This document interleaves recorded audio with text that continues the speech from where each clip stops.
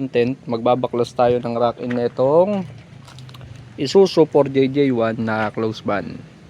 So yun ang issue nito mga boss, sobrang lakas na ng wiggle.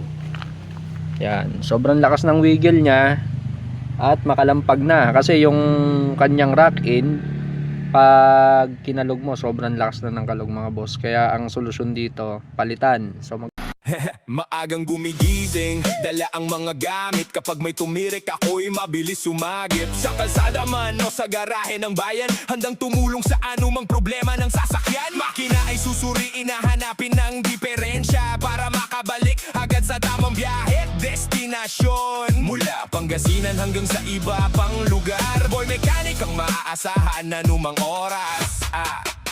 Kapag may ingay sa makina o preno na may problema, huwag mag-alala, may kasama ka, Boy Mechanic!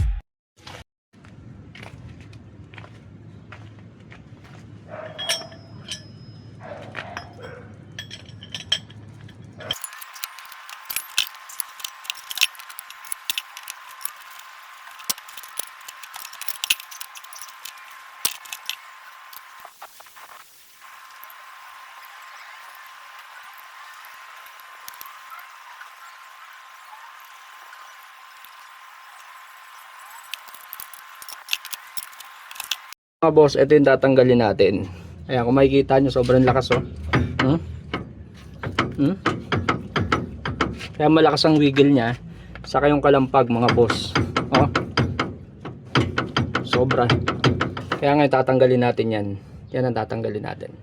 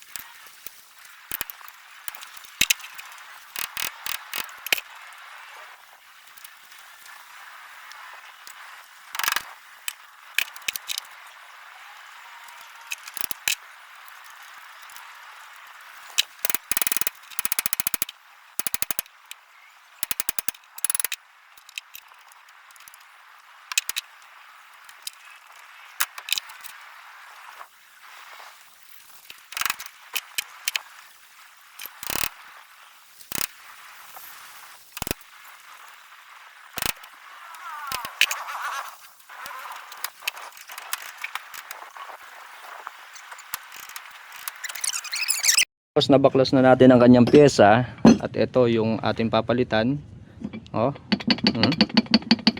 Kaya sobrang lakas ng kalampag na ito mga boss at yung wiggle nya at sobrang lala talaga.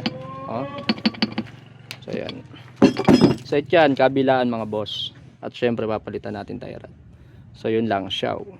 Going tayo, ito na yung bago, kinabit na rin natin ang kanyang tie rod at sa pagkabit nya mga boss syempre may binigay na lang tayo ng palatandaan. Nagbilang tayo dito ng ngipin sa pinag-ano na itong lock para maibalik natin sa tamang position o tamang sukat para hindi na tayo mag-align. So yun, ganun lang kadali mga boss, Tapos na tayo, ikakabit na lang natin yung kanyang gulong para ma-test drive kung nagwiwigil pa rin. Ito po yung pinagpalitan natin, Ayan. So yun, test drive na lang, kakabit ang gulong. Ito na nga yung ginawa natin, Ayan, tatanungin natin yung driver kung kamusta ang kanyang manibela. So yun, ano masasabi mo pre? Okay na bossing, wala na yung awang niya sa pagliliko. Wiggle. Wala nang wiggle. Okay. All goods na. Goods. So yun, shoutout na lang kay Jeff, Driver netong CBR na 4JJ1. So yun lang mga boss. Ciao.